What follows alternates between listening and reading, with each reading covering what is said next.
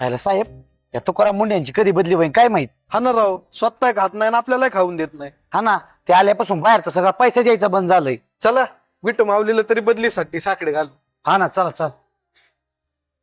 काय साहेब, आज लय देवाची आठवण आली. करून करून दमले आणि आता देवपूजेला लागलेत.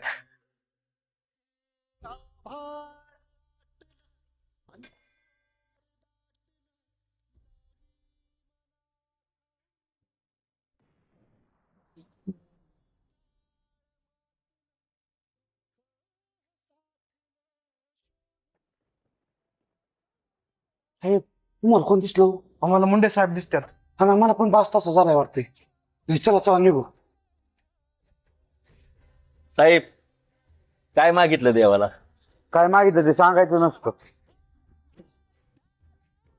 बरं का साहेब, साहेब देवाकडे नेहमी चांगलं मागायचं असतं. तुम्ही आता जे मागितलं ना, ते तुमच्या इच्छा कधीच फलद्रूप होणार नाही. लक्षात, विठ्ठलाला कमरेवरचे हात काढायला लावू नका. आणि सामान्य जनता भोळ्या शंकरासारखी आहे, तिला तिसरा डोळा उघडायला लावू नका. मुंडे साहेबासारख्या माणसाला चांगलं काम करू द्या. येतंय का लक्षात? पाहिलं साहेब, ते मंत्र्याला आपल्या मनातलं कसं काय कळलं? हा ना राव, तिथं आपल्या गावातलं नाही दिसत. चला बरं, आपण त्याला विचारू कोण आहे नेमकं.